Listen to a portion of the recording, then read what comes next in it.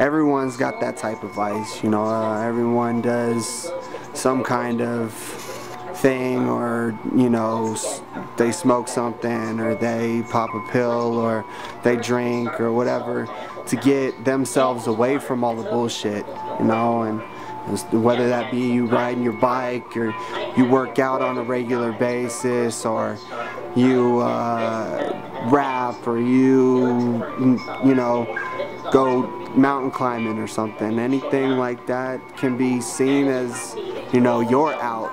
Everybody has an out, you know. Everybody has that thing that helps them calm down, or get away from the bull, or, you know, settle their emotions maybe in some way, shape, or form. As a spiritual person, I think that everything that happens for a reason. So, you know, I went through what I went through because I took the path that I chose, but, you know, everyone has to take their own path and do their own thing and get through life their own way. You know, in the end, I guess it's just kind of where your heart takes you, you know.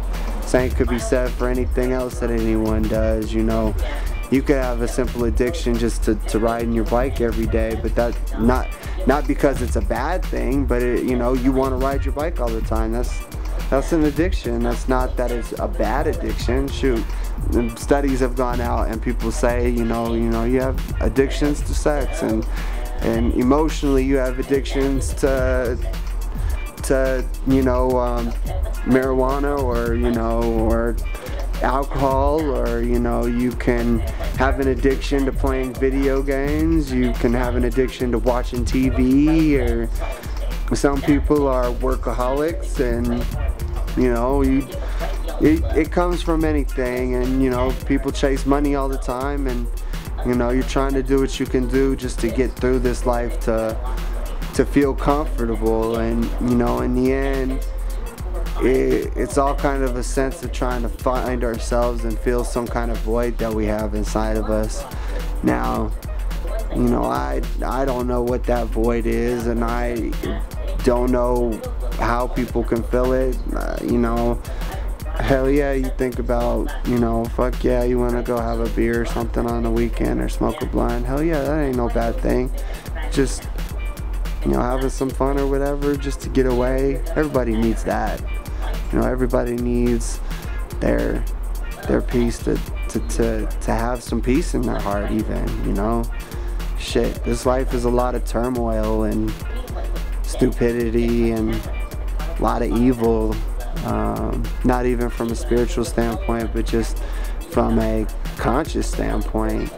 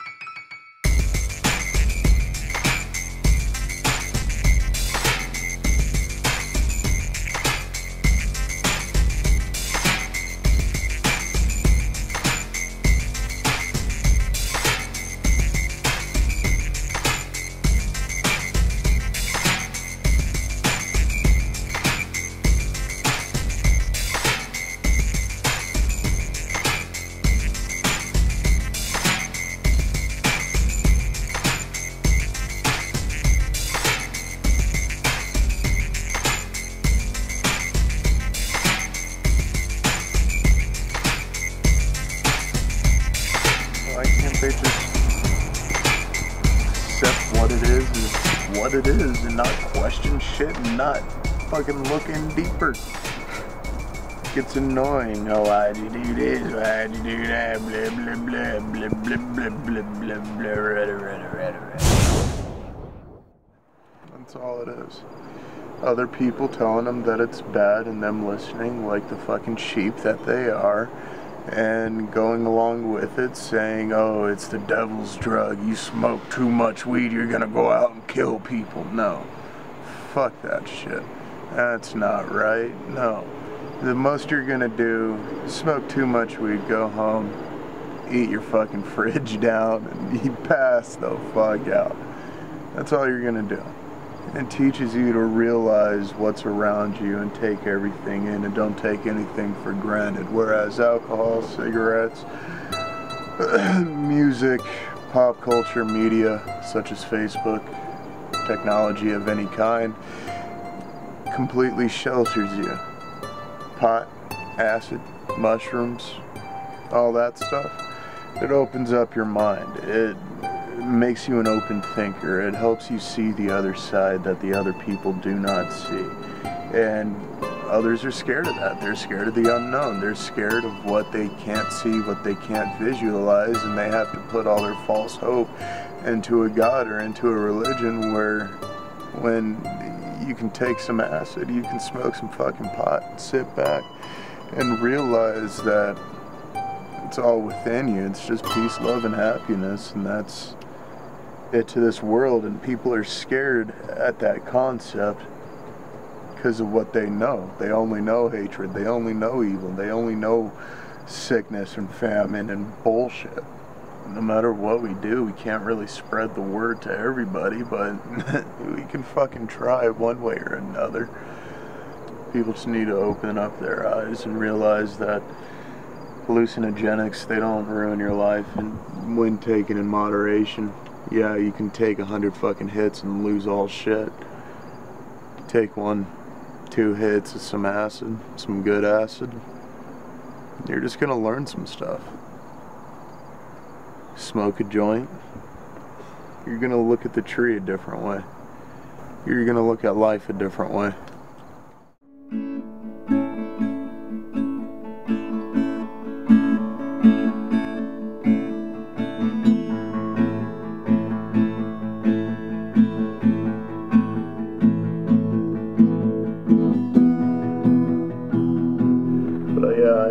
I don't understand the misconception on the hallucinogenic drugs. It completely opens up your mind. It sends you on a journey. It lets you learn whatever it is that you want to learn, as long as you accept it. And you ride the fucking ride, and it works out in the end. It's fun, that's for sure. The different colors, the sounds, the noises, the imagery definitely does send you on a journey. And people don't understand that. They're scared of it. They think, oh, what if I have a bad trip? Oh, what if something happens? You have to be prepared for that. Just know in your mind that you'll make it through, that you'll get to the end, that nothing will happen, honestly. Teaches you control. Kind of shows you who you are on the inside and helps you put it out there. Music and drugs, man. Music and fucking drugs. That's... If you want to replace one of those hard drug usages, if you want to replace a meth addiction or a cocaine addiction or a heroin addiction or anything like that, you need to want to move on. You need to cut ties with absolutely anybody, and whenever you start feeling an urge, whenever you start feeling a withdrawal, whenever you start feeling anything, you need to get outside, get some fresh air. Go for a walk, maybe. Or just do a few push-ups, fuck it. Go run around the block, go sprint, go do suicides, go knit a fucking sweater, go find something to do to replace your urge. You need to find something healthy, you need to find something good that's productive. Fuck it, volunteer work. Help build playgrounds. I know I need to help out more with that. Go on a run. Go on a walk. Go visit your neighbors. Go see how everybody's doing. Get your child out if you have one. Get your family out if they're around. Oh, no, I need to get out of the house more. I feel like a caged animal right now. All I do is work and come home and work and come home and work and come home. Yep. Trying to get outside more, trying to get out and do more. Just need money. Money is the fucking root of all evil, man. All you do is work for money. Just work and work and work and work and work. Wish we could just work off of a straight barter and trade system. Just let me make my stuff and do what I need to, and just, I'll trade you for whatever I need. Why can't we work off of that? Why do I need to work my ass off day in and day out for just paper? And that's it. Paper and change. Fuck that. It's not what we're meant for. That's not what we're here to do. We're here to live. We're here to just be at peace. Not wake up at 4:30 every morning and drive an hour and a half to work for $9.50 a fucking hour and deal with bullshit all day and then come home, drink yourself to sleep, and do it all over the next day. That's not what we're meant to do. We're not meant for that. We're meant for greater things. We're meant to see things. We're meant to explore. We're meant to think. We're meant to learn. And that's what acid helped me see. That's what weed helps me see every day. Every day I'm learning. Every day I'm searching for something new.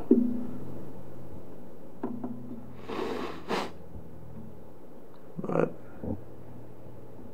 I can only learn so much day by day. Get my resources and do whatever I need to. I'm fucking stoned right now. I don't even know what to say. Don't know what to do. Don't know nothing. I can barely even play.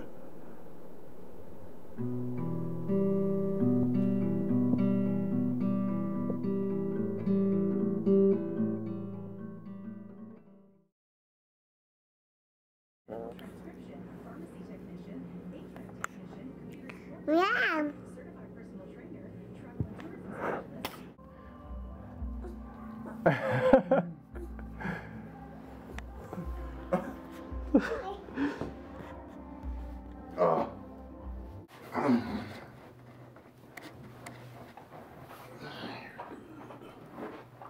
Say bye.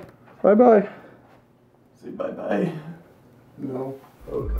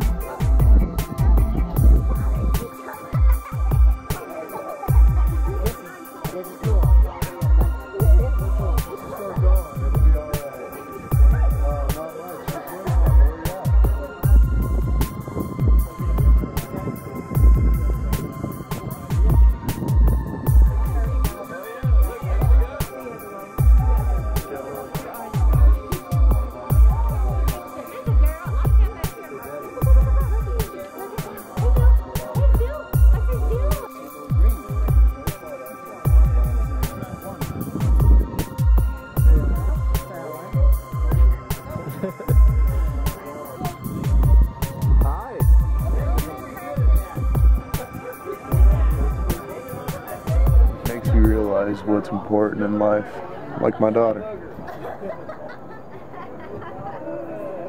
I never thought I'd be a good dad. I never thought I would be anybody special. I never thought anybody would look up to me the way she does.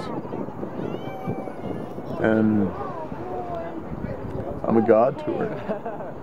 I'm all she has, besides her mom and her grandparents, of course, but she's always there. She doesn't stop. Waking up in the morning, seeing her smile at me, hearing the grins, the chuckles, it just makes me feel whole, makes me feel like a human, makes me feel like I have something to fight for. No matter the bullshit, no matter what happens, she's always there. Same with my girl.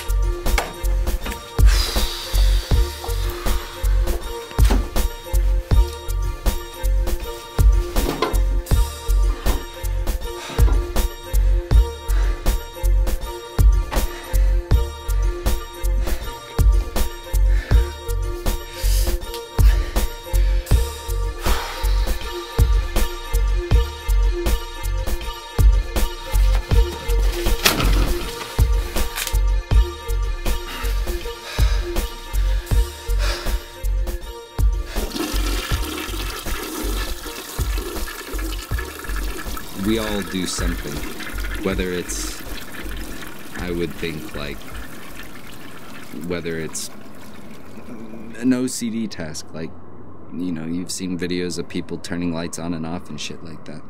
I think something that might help them, maybe, you know, something more like training for stuff like that, because that can just be controlled. But I guess with mental disorders, once again, you gotta choose the right drugs. It's like you can't just go, all right, I'm really depressed and whatnot, so I'm gonna fucking do a lot of heroin.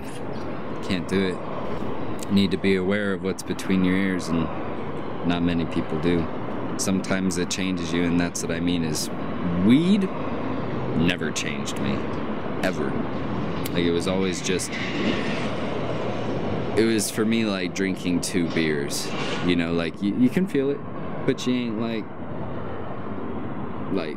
fucking boozed, like you ain't fucking tripping. But I've never liked drinking. Like, I have always liked the controllability of marijuana. Like, I never feel like I'm out of control. I never feel like weed has ever like taken over who I am and made me an asshole and whatnot. All it's ever really made me do is eat a lot and fall asleep. Like, maybe slur my words a little bit, but hey. Once again, though, I have no reason to be talking other than the fact that I can talk from my experience. None of it's true. Every bit of it's true for what you experience. Honestly, oxygen is just as much as a drug as anything. You need it. You need it, you know, not like I don't need weed, but, you know, I mean, you definitely... Oxygen is the main catalyst in, like, almost every disease. Oxidation. When your cells break down, it's like, that's oxidation. You know, things oxidize. Oxygen is the main catalyst for most problems. It's like, just because you inhale some THC or you... once again, this is all my opinion, but whether you inhale THC or eat psilocybin mushrooms, it's like you're not really doing that much different. It's like, yeah, I think in some cases like cigarettes and heroin and meth, those fucking kill you. There's no doubt. I mean, it's like, they kill you. It's like, people try and say that LSD kills you and shit like that, but honestly, I've seen so many people change for the better, like, taking LSD. Like, I mean, it's ridiculous. It's almost it's almost like a revolution for everybody who takes it, because it's almost like they see life in a whole new way. Like it's, I know I did. So, you know, and I think a lot of people can attest to that, but it's all your mindset. Do you want it to work, or do you think it'll fuck you up? If you think it's gonna fuck you up, it is. It's going to. But if you go into it with the sense that it's a tool and that you can use it to learn something, whatever it may be, I think that's how you get to see what other people see in those drugs. Not like, that's what always pursued me, is I always was like, why is there some people who say they're good and some people who say they're bad? Like, what's your reasoning behind it? And what I found out is, from most people, is they don't know why. They don't know why drugs are bad. They just know that they are bad. That's it. And it's like, that was never enough for me. So that's why I pursued a lot of that shit. But now I've realized that there is horrible, vicious drugs. I mean, I've never done a lot of the horrible, horrible ones. About the worst thing I've done is cocaine. But like I've had people in my fucking dorm room shooting up, you know, heroin, fucking smoking meth in my bathroom. Like, I mean, yeah. And needless to say, through all that experience,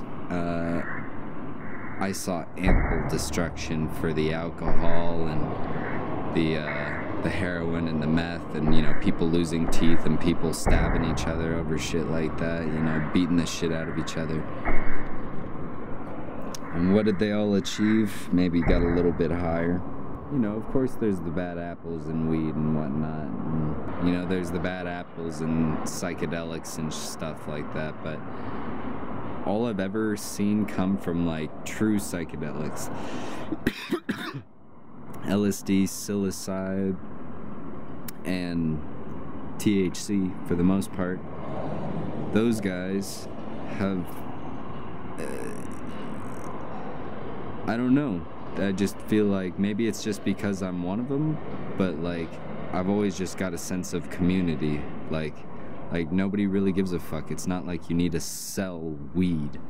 It's like, you don't need to. Just fucking, you know, everybody wants to smoke. Let's all get high. You know what I'm saying? So it's like, you know, and same with the mushrooms and LSD. It's not like, you know, if somebody goes out and buys LSD, it's not like they go out and buy LSD for themselves, you know, and get fucked up in the bathroom or something like that.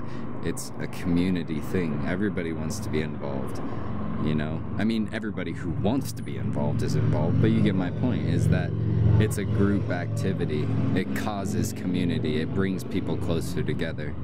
And maybe that, you know, should be achieved without drugs. I just feel like there's something that happens in the chemistry of people's heads when they have such a breaking down of sort of who they are, because you kind of feel like you lose control a little bit, because you feel weird, and, you know, you don't know what to make of the way you feel, so you kind of feel a little bit disconnected. So when you feel disconnected and there's people around you, you know, also feeling the same way that you are, when you come out of that, it's almost like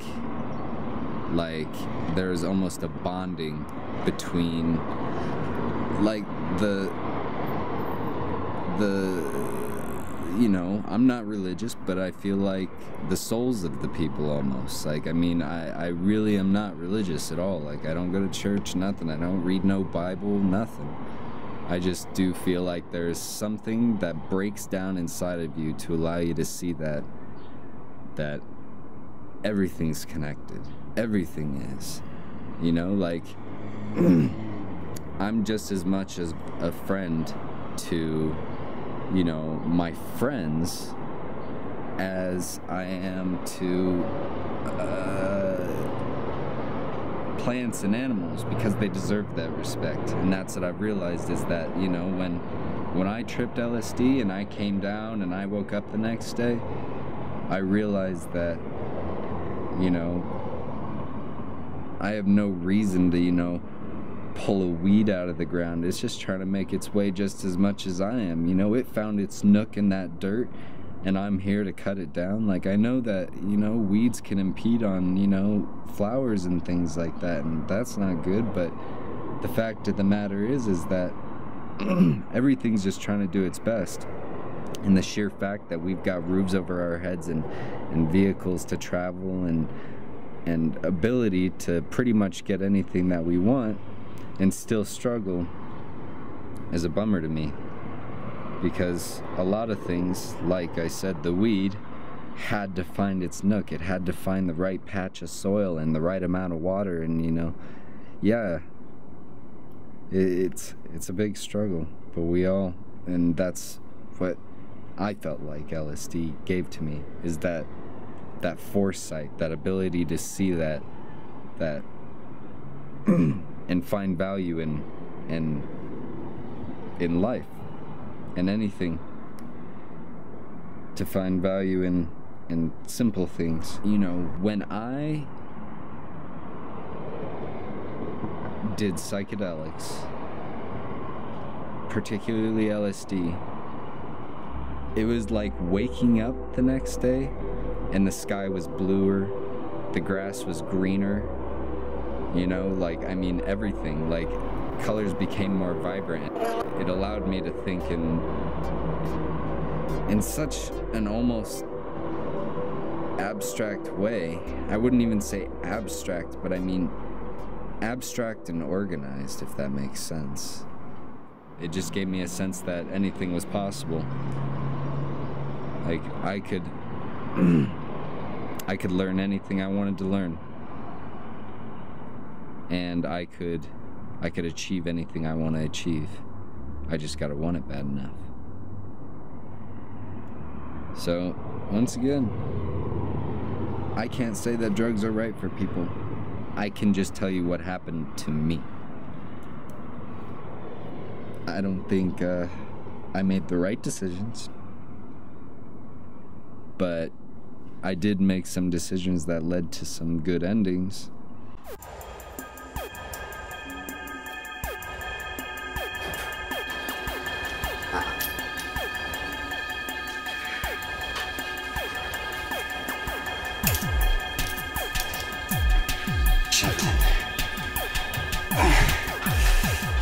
Yeah, I know it's tight, but it'll fit, I promise.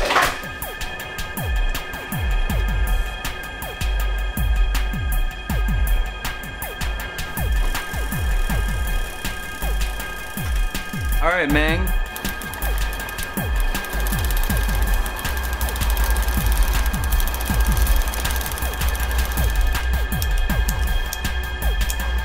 It looks like we're complete with the bike upgrade. All right, now for the other part that y'all never get to see. Y'all follow me over. This is a crucial element of bicycle repair. This keeps you from over-torquing bolts and throwing the bike. Do you like one? Alright, now we gotta come over here, grab my lighter, head out into this beautiful cloudy weather while we waiting for my bicycle chain to dry. Feel that? It's that warm. These are many. Ja, met dan de shaker wil dat de lach go. Ja, waarschijnlijk.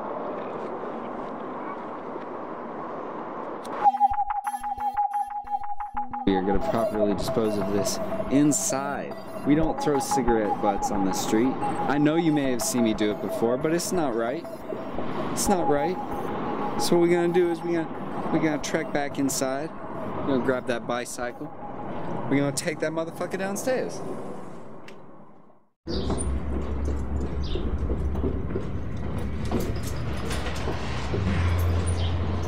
Basic check. Basic check. Just do what we did already. Grabbing my brakes, making sure they feel alright. Step over the bike. Put your pedal in the down position. And then get one foot in. slide it in there. Now, put it in a position when you get enough leverage, push it. Alright, so now I'm on the bike, I'm riding the bike.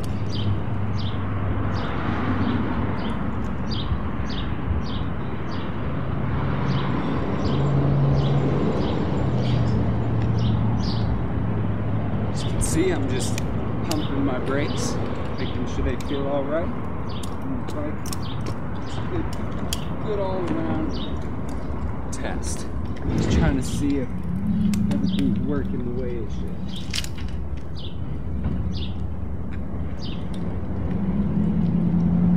Of course, watch out for vehicles when you're doing this.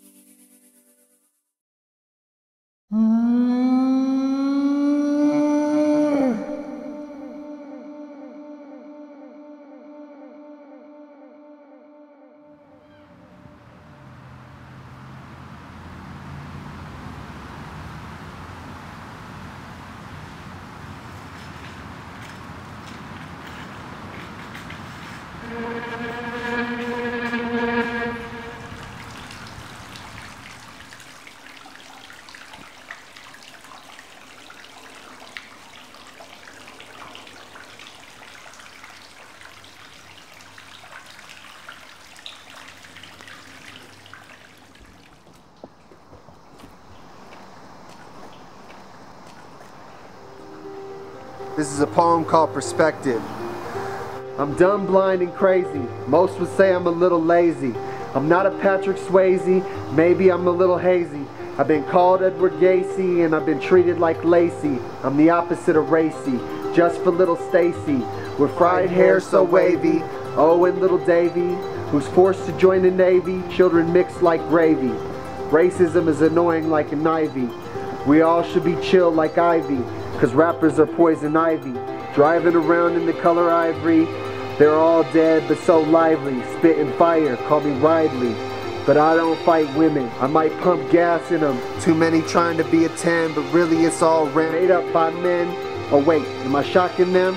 There's a reason for little Jackie, that you ain't happy. You make you unhappy, that's why you feel crappy. Stop getting all sappy and acting all flappy, crying over us. It's for the birds.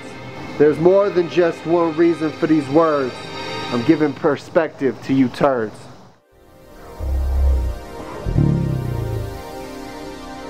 People do their own thing. They've got their own handle on things.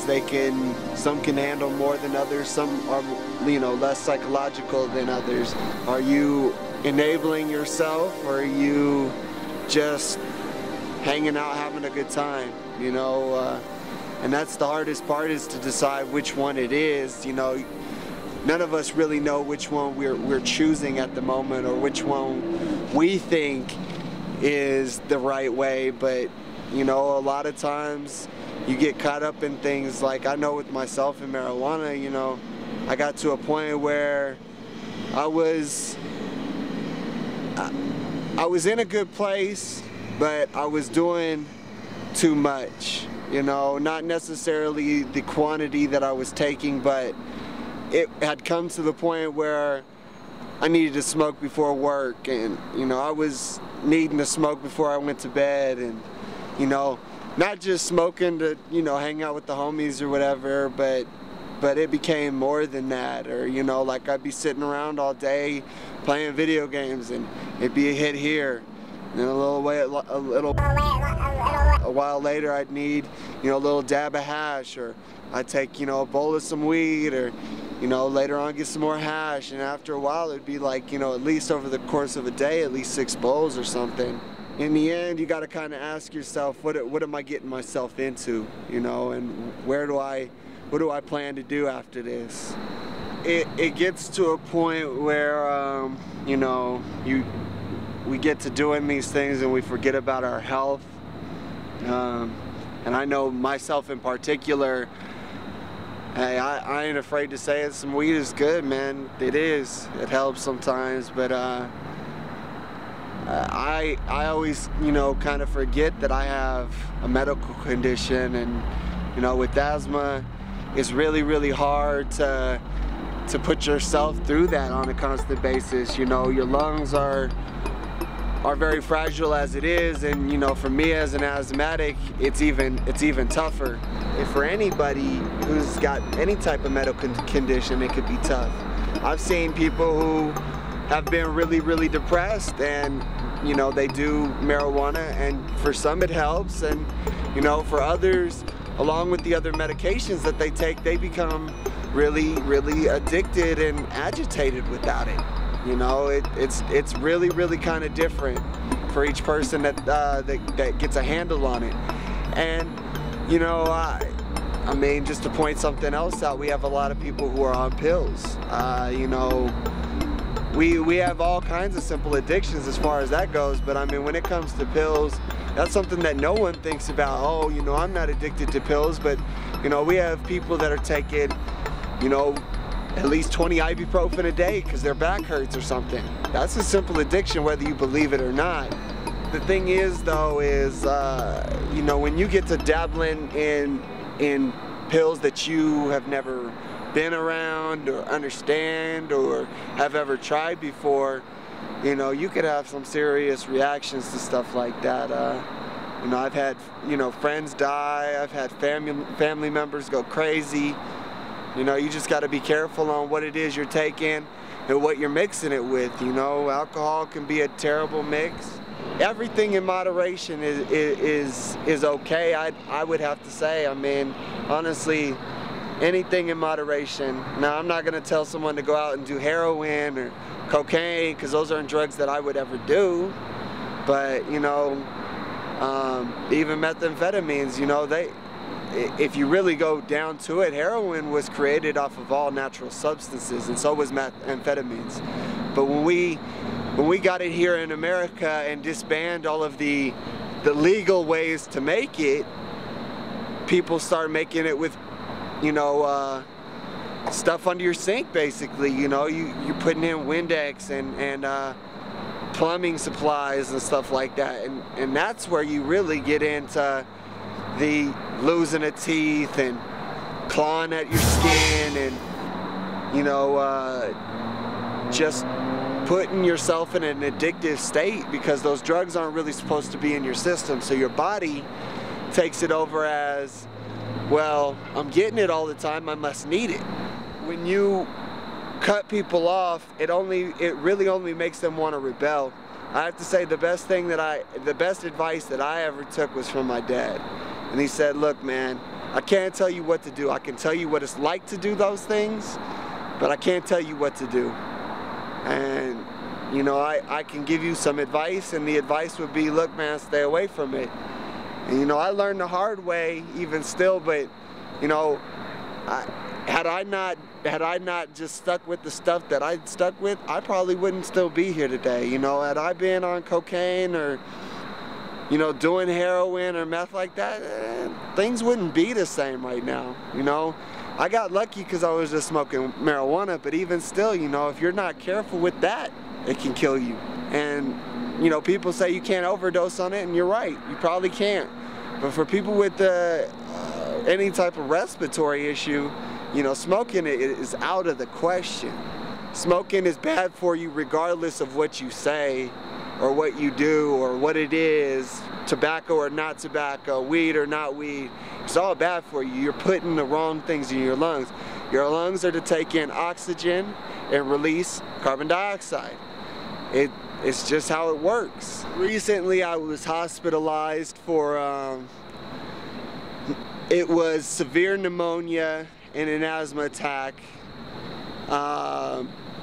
Basically, I had been smoking so much that my lungs started to build up with fluid, causing pneumonia. And then on top of that, I just was having a bad day and had an asthma attack. And what had happened was I went home and, you know, tried to take my medicine and get myself back together. That wasn't working. And so when I had realized that, I called the ambulance that came to get me. But when they put me in the hospital, I didn't even realize how bad I was. They ended up having to knock me out for a couple of minutes so that they could put a tube down my throat. And once they did that, I guess I wasn't aware of the fact that there was a tube down my throat. So I started freaking out, and they went ahead and put me in an induced coma. From that, they had to keep me in a sedated, motionless state for several days in order to get me back on track. And I mean, even before all of that, you know, I wasn't stable. I actually went under and stopped breathing for a couple of minutes, and my heart almost stopped. I mean, I was in a coma for 7 days, and I'm telling you right now, you come out of that coma not only different, but you know, you wake up and you're groggy, and it's not like going to sleep for a whole day. You know, you can't move your arms, can't move your legs. You know, sometimes it's hard to speak because you don't know exactly what words to use because your brain is not functioning the same way it was before. It ain't cool. It wasn't even something to want to like relive or to want to go over. I mean, I was just basically stuck in my own nightmares for 7 days, you know. Some of us have good experiences with that and some of us don't, and I'm telling you right now, I didn't. Being in that coma, man, I probably dreamed some of the worst things that I ever had. But I mean, I also had some good things mixed in, which is probably what kept me sane most of the time. But you know, it's hard when you're not aware that you're asleep and you wake up and everything that you dreamed wasn't real, but you thought it was real. You know, I didn't even realize I was in a coma.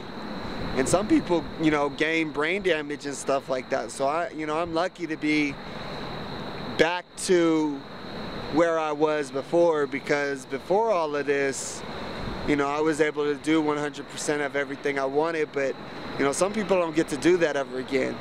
They go through an experience like this, and it's like the last thing for them. And you know, some recover, but they lose a piece of them. And you know, I'm sure I might have lost some piece along the way or something, but you know, I'm just thankful that, you know, God even kept me on this earth and gave me another chance to do whatever it is He's called me to do in this life. You know, I mean, the procedure and everything that they had done on me, it really only has about a 56% chance of actually working on most people. You know, some people actually die in the process. So I'm just lucky to be here. I'm really thankful that I had some good doctors and some good timing and a young body, I guess. I know for people, you know, from experience, I know people with asthma who smoke, and you know, all I can wish for them is that, you know, hell yeah, the high is fun as fuck, and you know, you can. If that's something that you really cannot get away from, you know, it's time to think about some other options. There's a ton of other things, and I mean, I can't say that smoking was 100% of my problem, because I was also smoking cigarettes, and I was, you know, hash is a different thing compared to smoking just marijuana. It's a higher, you know, THC rating, which means that's more tar in it. But either way, whatever you put in your body is not helping you. I mean, eating marijuana hasn't been proven to hurt your body in any way, so I couldn't test it. I couldn't attest to the fact that it would, but we've seen what the effects of alcohol does, and we've seen what the effects of tobacco does.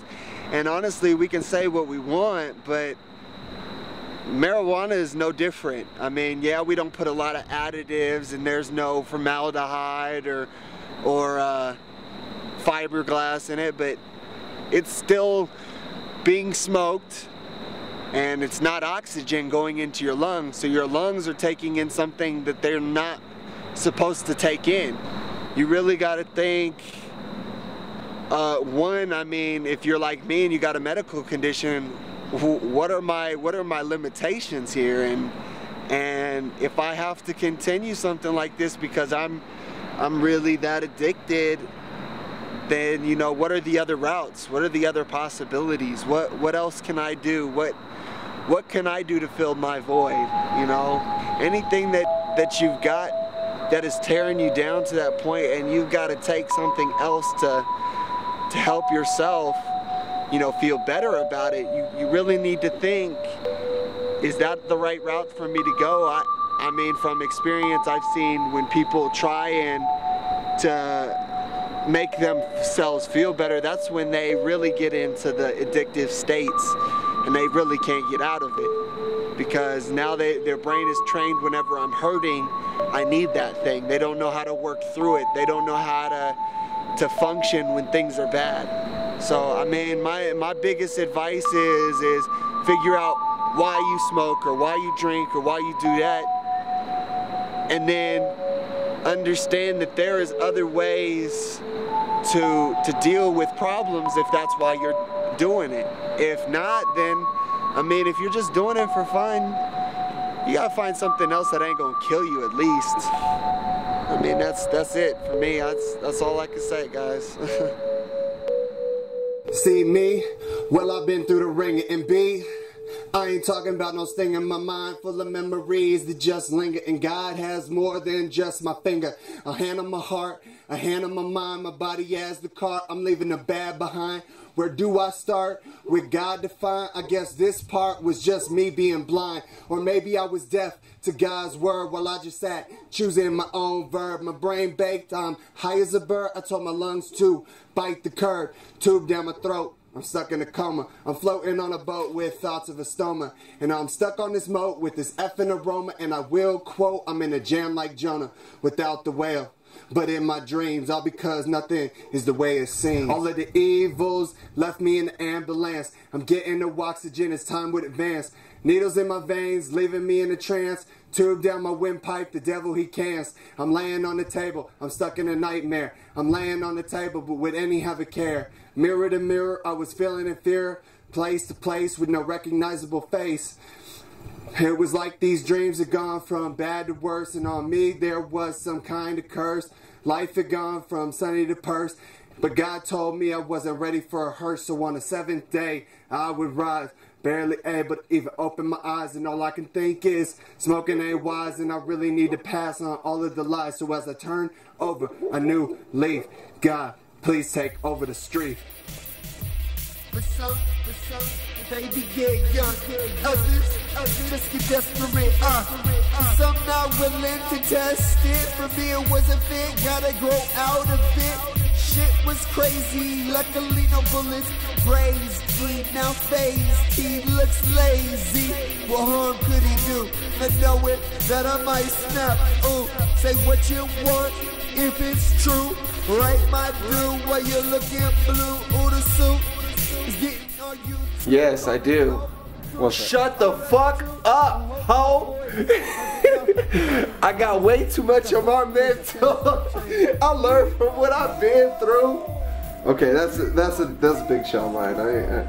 But seriously, all the whack ass rappers out there, you making money, you ain't helping nobody, and you on the radio doing shit. I can spit like 3 lines, and that would be better than the shit that I hear on the radio. Look, man. All I gotta say is, if you're high or you're drunk when you're making this shit, at least have someone edit your shit and say, man, you ain't making no damn sense. Hold on. Wait a minute. What the fuck? Ain't nobody even understand you. No one even thinks that's Wiz Khalifa. And shout out to Chief Keef. I'm glad you stopped making music. You did the right thing. Oh, which brings me to my next point. Lil Wayne, if you want to continue making music, please keep being a comedian. Don't be hard. You ain't hard. You 5'2", and all you do is talk about bitches. You ain't got no gun. You ain't got no gat. You can come meet me at my crib right now. You ain't got shit. Let's just get that straight. People shooting people for you. Those tears on your face are fake. They don't mean shit. By the way, dude, there's a fly on your camera. Music has kind of become my natural form of, I guess, a high that you'd get from anything else. My best suggestion for anybody would be to find that thing that they can use to maybe not fill a void, but at the same time, you know, take their mind off of things. You know, we all have these little niches and things in our lives that we are influenced by. You know, why not turn those things into something that you that fill those spots where you're like, oh man, I'm having a rough day, or oh man, I can't handle this. You know, there's plenty of other things that we can do in this world to fill those hard spots in our lives, or to get us through those hard times, you know, or push through. You gotta look yourself in the face and say, hey man, is this me? And if it is, you know, what can you do to change that? What can you do to put yourself in a different position? And I guess for all of those seeking for, you know, something else out there, honestly, I would just, you know, I wish you the best of luck. And I know in my heart that everyone is capable of this. But the other part of it is you have to put yourself in that situation. You have to tell yourself you can do it. So if I wish you good luck for anything, I wish you good luck that you can be stronger of mind, or at least more knowledgeable about your situation. I'm losing my mind on the daily, but just for you to play me. But not like the rest. Sure, I want my money, fortune, and fame, but Babylon's pit passions aren't my aim. And I hate it, man, when you call me plain. It used to be pain, but now things ain't the same. God gave me the game along with this flame to burn up these cuts and scars, these brands and bruises. Still standing tall in these pus-filling oozes. I'm calling all reality spilling deceit, half-baked forms of the scoop, trying to keep us tied as if our brains die. And I ain't hog-tied, confusing me for one begins with smog-eyed. I don't think you realize that these eyes make America look like a pussy with ties. So where's the pimp in his eyes full of lies? Watching this at the age of 10, I didn't know I wouldn't be the same again. Learning how to hustle from the big kids. Now I'm learning my lessons as my face skids.